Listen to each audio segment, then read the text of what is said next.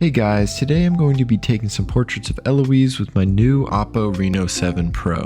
For those of you that don't know, Eloise is one of our rescue cats that we adopted. She's only one eye due to a pretty rough beginning, but she's absolutely living her best life now. I'm going to be sharing some tips as I take these photos and show you the results.